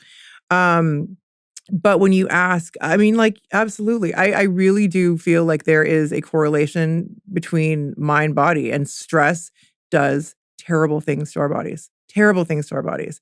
And like you were just saying, like, I'm the healthiest person. I wake up at 4:30 in the morning. I work out every day. I eat healthy. I try to balance my life as best as possible, mitigate my stress. Like, prior to all of this, I don't think I used to stress about anything. I was like, how, like, I'm just like most happy-go-lucky, like just positive person. And this has been very, very detrimental to both my mental health and my physical health. And that's why I'm so intentional now with sharing that with my followers and fans, because I think it is so, so important for people to just make sure that they're putting themselves first, advocating for yourself. Take care of your mental health. Take care of your mental health, because nothing is more important than that. Physical health, absolutely. I will always preach that, but take care of your mental health. Set boundaries, limit your social media, just take care of yourselves. Yeah. Were you embarrassed not to have been brought back? No, I wouldn't say I was embarrassed, just really disappointed, like I said. Yeah, because I just, my expectations were like, this is going to be great. I'm going to be able to give a voice and a platform to so many other people that are unseen. That's what I really thought. I was like, I'm going to be able to represent Black people in this way. I'm going to be able to represent mothers in this way. I'm going to be able to represent nurses in this way. I was really excited. I'm going to be able to represent people that come from nothing in this way. Something that like the show doesn't really have on there. No. Like they don't really have. I haven't seen. I'm not into it as much as Rachel is. No. But someone that kind of has that story. Nobody has my story. Nobody has my story. A biracial adopted girl from a farm town in Canada who becomes a nurse anesthetist and marries an NFL player. Go find that for me. Let me tell you something. I need you to do me a favor. What'd you say? There's a book. I need you to do me a favor. It's coming. All right. Because now we got to get to it. I need you to stop going back and forth from biracial to Black. Pick. You know what? Okay, Choose. so it's so no, you're right. Because you guys. She said Black You girl became first, you though. became No, you I became did. Black at what age? You say like 21, 22? 22 when I moved here. So it was very. So it was, so 22 is when you started to learn about. What did you learn about Black people when you? what did I learn about Black people when I moved here? I learned cultural things because it was very like it was hard being the only one all the time because everything was such an anomaly for other people. Like the smallest things. Like you started fucking over them in sports. Well, they were like that's a god. There were people in Canada being like, "Hey, come here."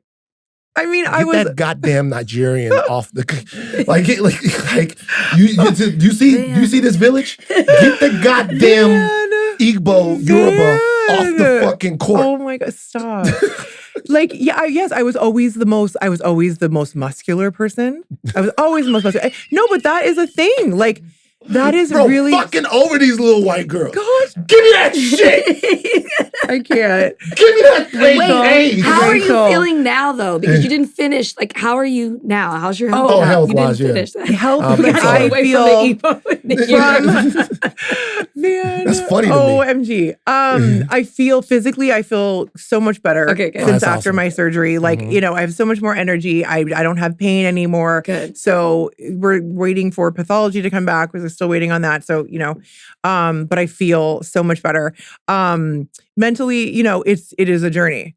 Right? Like it is a journey. There are still a lot of things that I am struggling with that I was not obviously struggling with before.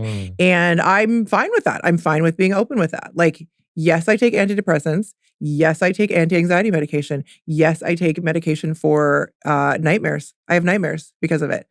Yeah. Like I have nightmares of like, it's really odd. Like I'll be either back in school and I like forgot we had a test or something and I'm about to fail the test because I didn't prepare.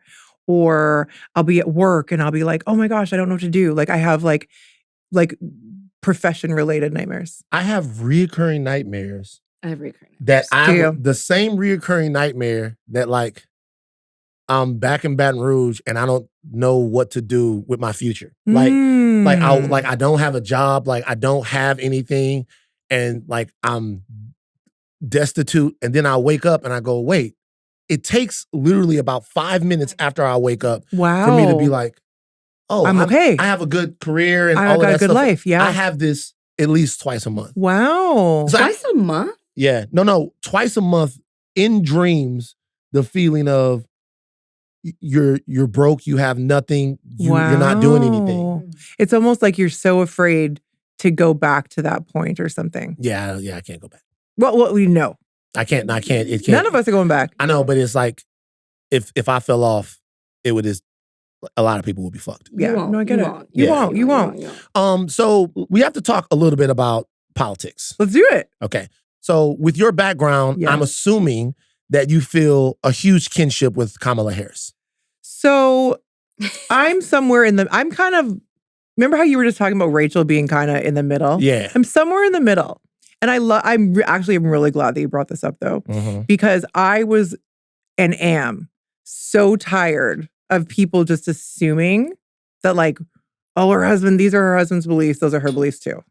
Like Cassell at some point became like super duper conservative. I didn't know this about Sel. Yeah. But at some point, Sel came out, and Sel is now a pretty well-established YouTube account doing really well. Pretty well-established voice on the right. I don't know if I'd say It's that. not MAGA. No, gosh, no. He's not MAGA? No. Sel isn't MAGA? No, that's a whole extreme. That's an extreme title. Like so Sales voting for Kamala Harris. You have to have a conversation with him. Okay. And he can talk to you about all of his political beliefs and all those kinds of things.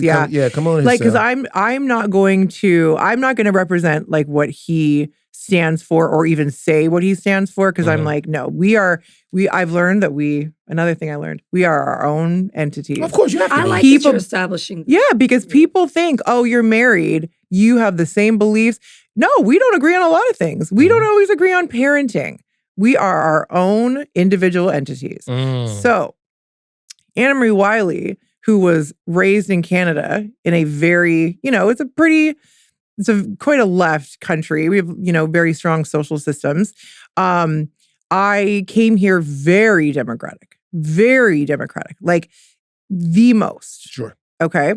And I think that through like my life experiences and where I am now in my life as a mother of 4, a homeowner, someone who really values safety, the strength of the economy. I think our homeless issue is out of control. It's really like it's an issue by issue situation for me. So I can't even say like, I don't know who I'm voting for yet, to be honest with you, because there are issues where I am more conservative and there are issues where I lean more left. It literally depends on what it is. But I will say this, I do not like the way the media handles politics. And I think it is really unfortunate that it's almost like if someone is going to vote Republican, if someone's going to vote Republican, it's like people wouldn't even tell you anyway. And you are literally shamed to saying that you're voting for the Democratic Party. And I think that's really wrong. I really do. I think that there is, let me just get a little baby conspiracy theorist now. Like, I think I don't like that agenda. I don't agenda. I think there's an agenda. The A word. I do. I think there's an agenda and I don't think it's right. And I wish that people could I understand that people have very strong political views. And I guess that's why people say, don't talk about politics or religion. But if you want people to talk about it, you also have to be open to hearing other people's views. And I think that's where us as a society in general, we've lost the ability to respect other people's viewpoints and accept them. We're like, why do you think that is? Social media. I think that everyone can have a platform now in varying capacities. And so I think that not everything is rooted in research anymore. Not everything is really even based in reality. It's everything is opinion now. But I would say, I think election season in general would be a lot more harmonious if there was more acceptance to civilized dialogue around the issues. Yeah, I don't disagree with some of that. I would ask you this. We're 2 weeks away from the election? Something like that. Yeah. You said you don't know. I don't know. What would you need to see at this point to make a decision? Because it's already kind of there. No, I know. You know what it is? This is the problem for me, is I'm not hearing clear answers. I'm seeing celebrities campaigning. I'm seeing people do photo ops. But I'm not getting clear answers. And that's why I think there's an agenda. And it makes me very skeptical on both parts. Can I ask you a question? Yeah. What do you want in a society? I want a lot of grassroots efforts to be done. I think that mental illness / homelessness / crime, I think they're all related. And I think that is going to be fixed by grassroots efforts, which start with education and healthcare. But I don't think those things are being addressed. I want a safe community for everyone. I don't want to have to worry about my house being broken into in the middle of the night. I want education to be stronger. I think we can all agree that the education system here is not great. Like, you'll see when you guys have kids, you'll understand it's really unfortunate. Like, I went to the school down the street because all the schools are great, right? Here, that is not ideal. And it's just not an option for a lot of people because our public school education system here is broken. It's based on numbers and it's based on funding. If your kid goes to the school, the school is going to be given money for them being there in attendance. Whether your child learns something or not is a whole nother story. So their children are not being taught in schools. And that is trickling up. And those people are becoming adults and making decisions in our society. So I want a strong education system. Inflation is out of control. Guys, eggs cost $12. Eggs cost $12. That's nuts, right? Inflation keeps going up. Wages are staying the same. That is not sustainable for people. You know what that's also going to lead to? More crime because people can't get stuff, right? People can't buy homes. Like, how unfortunate is that? Like, think about when my kids are of that age, how in the world are they going to be able to buy homes? Young people can't buy homes. People that are coming out of college can't find jobs. Like, I want people to be able to thrive. That's what I want. And how do you feel like they achieve that? How do I feel like they achieve that? I think there needs to be, like I said, education. Mm-hmm. I think there needs to be more emphasis put on education. I think there needs to be more emphasis put on social systems that would help people that actually need it. Do you think that destroying the Department of Education would be a good way to have an onus on education? Or like dismantling it or going to privatize education? I think that charter schools are a great option because it puts more onus on the school to do a good job with our children. But doesn't it, in terms of charter schools, okay, so, and this is the reason why I'm asking, and I'll tell you why. Yeah. It's a healthy discussion because I don't have any problem with conservative thought. Not at all. You don't. But I do think this, though. I don't. We talk about it all the time. I do think this, though. If I were to sit down and ask, and you didn't do this, but if I were to sit down and ask a lot of brothers I'm talking to right now, like, what kind of woman do you want? They'd have a very specific answer. They tell you sexual things. They tell you looks things. They tell you background things. They tell you all of that stuff. But if you ask those same guys, like, what kind of society do they want? Oh, man, like, I want freedom. And when I say brothers, I'm just talking about like guys that I have this conversation with. I'm not talking about specifically black men. But a lot of the things that you've just discussed to me are the reason why it's important to have the conversation is because this dysfunction here has to do with a socioeconomic dysfunction, to me, that's rooted in gangster capitalism. Oh, heavens. Oh, I love, can we have that conversation after? That's rooted in gangster capitalism. And to me, putting profit over people. Yeah. Now, we could talk about charter schools and what charter schools mean and who has a charter school and who doesn't have a charter school. But if we're talking about funding public education, a lot of the money that should be allocated to public education is there.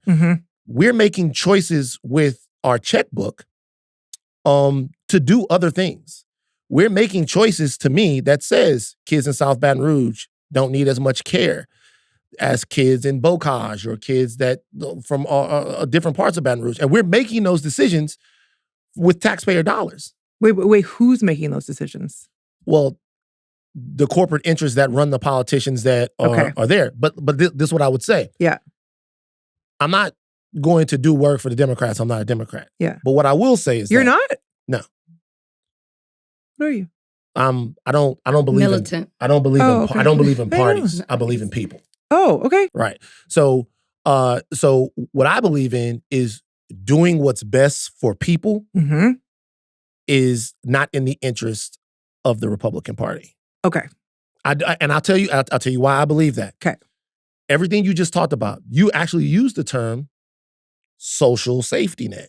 You said I did, but let me also say one more piece to that. Again, because I came from a country where we had a very strong social safety net. And granted, we have significantly less people in Canada than are here. And way less resourced. Absolutely. But I feel like here the system gets taken advantage of so much more. I think because people know that those things are there, it's almost like the mentality of wanting the most for doing the least because it's a capitalist society. People are either going to be on the hamster wheel trying to do the most, very motivated, very ambitious, or they're going to be like, you know what? Someone else is going to be running that wheel for me. Let me just take what I'm going to be given. And I think there are too many people here that take advantage of that system. And I don't think it's right for the people who actually are trying to contribute to society. Now let's go back to, what did you call that? Gangster? Who are those people? Just real quick before. Who are those people? Who are the people? Because I'll tell you why I asked you that question. That's a very specific cultural indictment. When you say that there are people who, because even if there are, right? Remember what we talked about before with like woman versus women? Even if there are people, in order for that to be an actual societal issue, the numbers of people that did that would have to be so vast that there has to be a profile for that person. Who is that person in America that doesn't want better, that doesn't want to work for it, that just wants it to be given to them? Who are they? Where are they? And like, is that, have you heard about this person? Do you know this person? But who are the people that have decided, I don't want to live in a big house. I don't want to have stuff. I don't want to have a good education. What I want is $1,000 from the government or like $500 for the government in perpetuity. It's not so much who those people are or where they are. It is what has led them there and to that mindset. I think there is a big incentive for there to be those people, because there has to be those people. There has to be the 99.8% for there to be the 0.2%. Do you get where I'm going with that? There has to be those people in order for there to be these people in a capitalist society. I want to say, you just said, what did you call it? I actually think it's the opposite. You do. So I think in order to have billionaires, like hyper billionaires, I think that you have to have homeless people and people that are going without. No, that's what I meant. Right. So then the answer is a compression of wealth. And the answer is because the reality is everybody wants to be Jeff Bezos or one of these captains of industry and all of these people, right? Absolutely. Everybody wants to be that. Yeah. But in order for those people to exist, there has to be vast dysfunction. Yes. Right? In the pandemic that you're talking about, when inflation went crazy, every single hyper rich guy that we know got richer. 100%. So then what I would say then to that is actual checks and balances on that and providing opportunities for growth bottom up means that maybe you get some people that are actually way less hyper wealthy, but you get less people that are either forced to live off the system. I don't know who those people are, but forced to live off the system. And then secondly, not having anything, right? Because what's really to me, and I'm not going to go on, but what's really to me that's unattainable is what you can have, to me, is a system where 0.1% of the population has 50% of the wealth and 1% of the population has 90% of it. That is untenable. So the question is, how do you undo that? Do you undo that with vast, unchecked deregulation and capitalism? Or do you do that by providing checks on that type of capitalism, oversight on that type of capitalism, while also infusing and investing into the people who really make the country work? And that to me is like the vision of, when you ask people the vision of society, like which one do you believe in? Yeah. So we're essentially saying the same thing. The whole numbers thing, we're saying the same thing. But what my point is though, how do you do that? I don't want to say it doesn't matter, but there's no incentive to do that. It's by design. You don't think that's by design? Sure. But it is, but are you okay with the design of it? No. And then the question is, then how do you, or to your point with the Republican Party, doesn't seem to be wanting to do anything to like, do you do that with a tax cut? We're not jumping Anna Marie Wiley right here. I'm asking. I love this. Do you do that with a tax cut for those people at the top, believing that if they make more money, then somehow the people at the bottom will benefit. I don't know. I There you go. can't answer that. Yeah. I don't know. But I do. I want to go back to something Sure, you go said for though. it. Yeah. What did you call it? Gangster something. Gangster capitalism. Gangster capitalism. I have another word. I'm wondering if this is the same. Okay. I call it corporate genocide. And I think that there is, I think there is a reason that rap music is the way it is. I think there's a reason we keep seeing movies about slavery. I think Oh there. my God. I think there is. Oh, is this too much now? No, I like this. Okay. Okay. Dr. Umar. No, it's not. Annabelle I think that it is. No, you have to remember. I've lived. I've lived on both sides of wealth and poverty. Right. I've lived in 2 different countries. I have a breadth of life experience. Mhm. I've been through a lot of shit. Can I swear? Yes. Yeah, Oh. that's as much as you want. Okay. I don't usually swear, but you brought it out of me, Yeah, man. there you go. I have a very vast life experience. I think that is all done on purpose. I think there is, because if you control the media, you control people's minds, you control the power. Okay. I think there is a conscious, intentional effort to keep Black people. By whom? Okay. So I don't know. Okay. I don't know who No, it is. no. But as long as we only care about diamonds and girls and buying cars and blah, blah, blah, we're not, no, Mhm. follow me here. Yeah. We're not going to assemble. We're not going to reach our full potential. And we're not going to become an entity that cares more about creating Mhm. than being the consumers. Do you think that that's very quick? Last question for me. Mhm. What you're talking about right now, do you think that that's a cultural issue? As in that's somehow ingrained itself into Black American culture? Or do you think that that is, give me an example of something. Mhm. You remember the show The Beverly Hillbillies? This is a completely anecdotal I mean- example. You remember that show? Yeah. I don't know if I All right, watched so- it about you. Jed is shooting, Yeah. right? He's on his land, he's shooting. He Mhm. shoots, oil pops out of the land. Mhm. What does Jed do? Immediately, Jed gets access to money Mhm. and he goes, oh my God, I'm gonna move to Beverly Hills. Mhm. He's gonna have the concrete pond. He's gonna do all of that stuff. Mhm. Because in Jed's mind and in somebody from Arkansas or whatever, like the idea of the American dream Mhm. is to buy things that rich and powerful Americans have, Mhm. right? Now, let's say you have a group of people who have, throughout their entire time in America, never, not once been lazy. Never. Mhm. It's like a lie, right?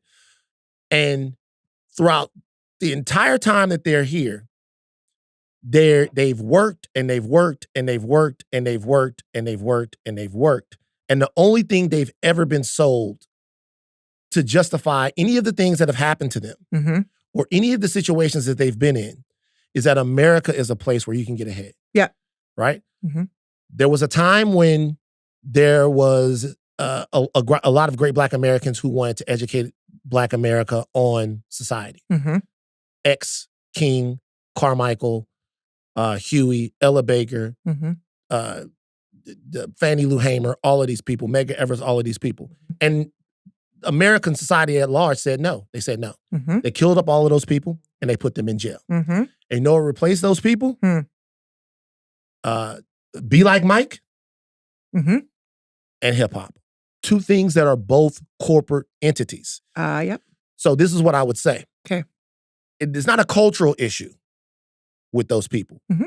It is, in my opinion, so it's not that Black people have decided that in some kind of way they would rather have diamonds than Right. education. This is all we want. Yeah. That's not what happened. Right. What happened was there's an intentional effort on behalf of America to do that. The Yes. question is, Yes. how do you beat it?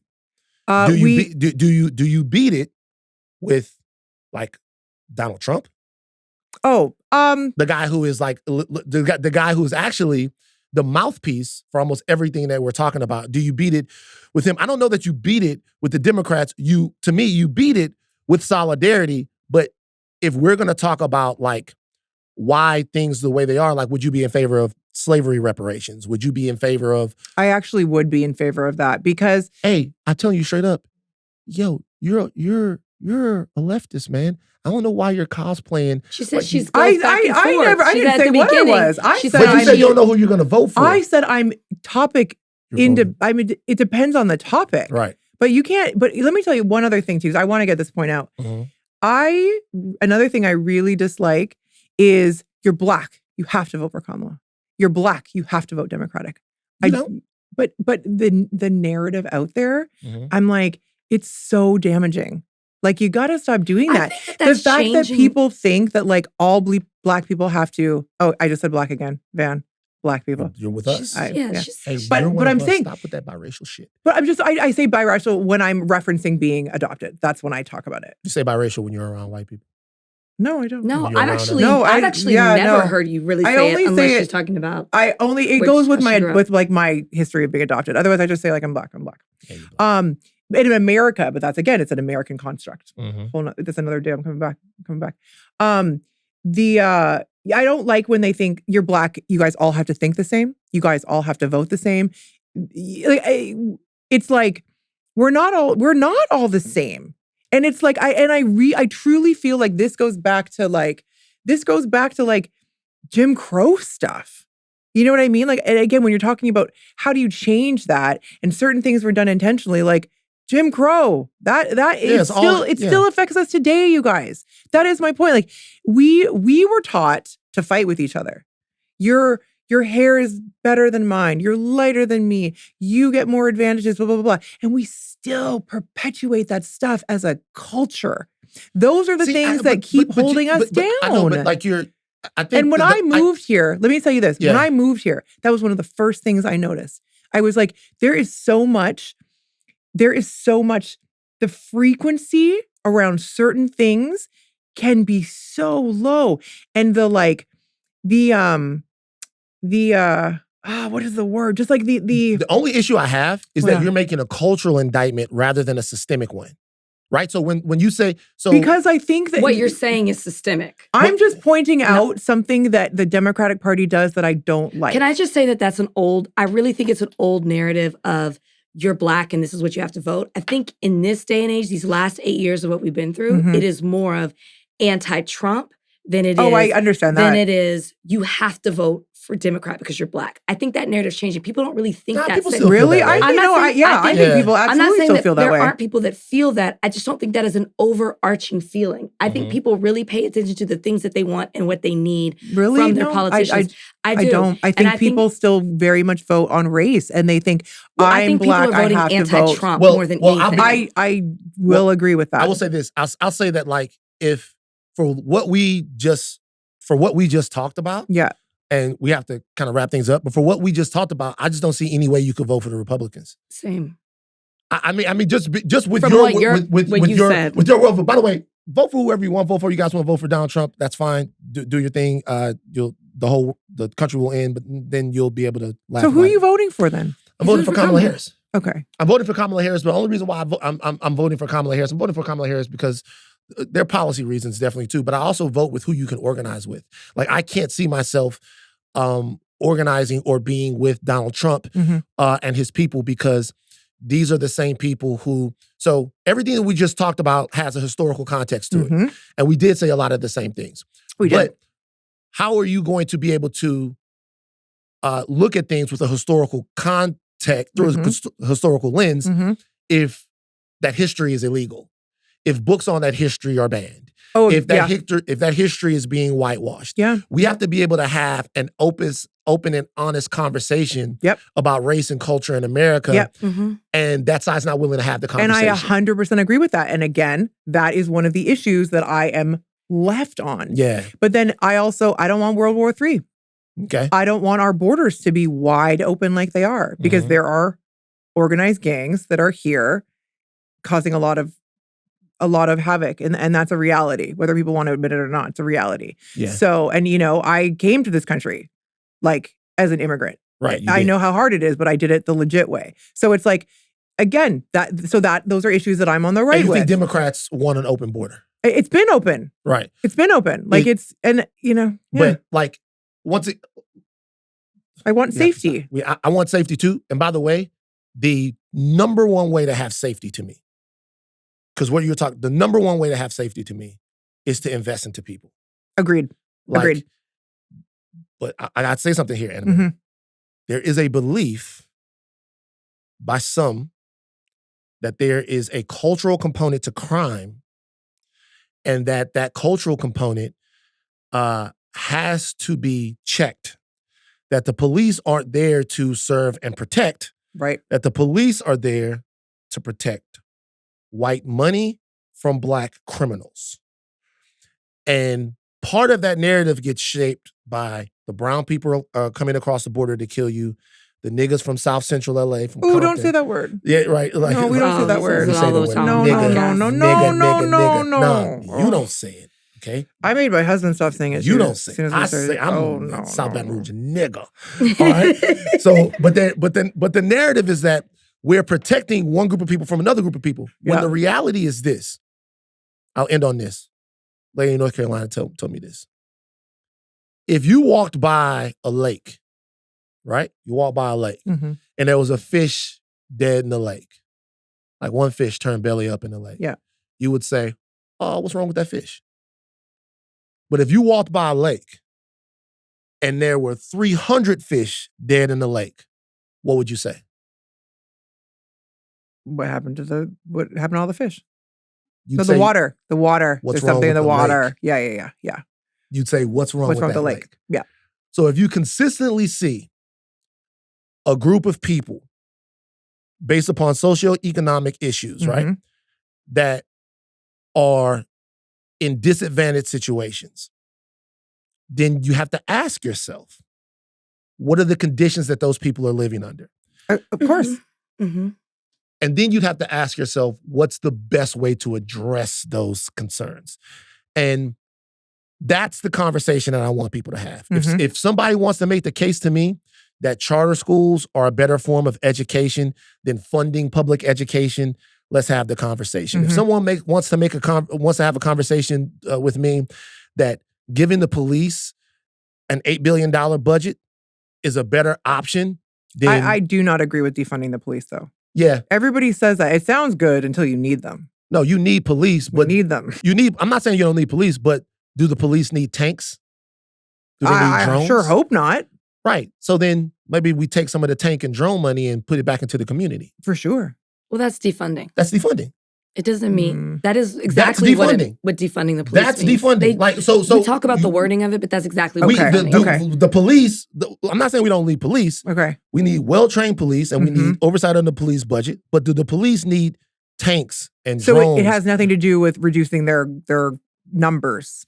No, not in No. my opinion. It It's has to do about with reallocating the money and having the right person go address certain it's needs. just these are the questions. Do you want, if I say you have $8 billion, right? Mhm. And you have a community, you have a city, and you say, okay, we're gonna give $6 billion to the police and then Mhm. $2 billion to the people. Well, you're ensuring almost that the problems that the police deal with are gonna exist in perpetuity.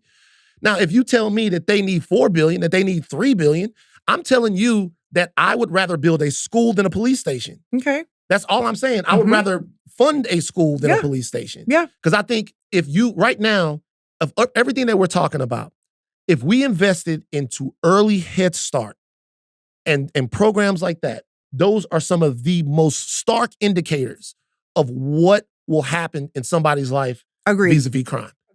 So why can't we just fund it? Just fund it. You know what we could also do to get more funding? What? We could start giving people better food so people didn't get sick and we wouldn't have to allocate so much money to healthcare. I agree. I'm just saying, it doesn't have to be a police versus public education discussion. There are so many other areas that the government has that can pull resources from by fixing some of the core issues.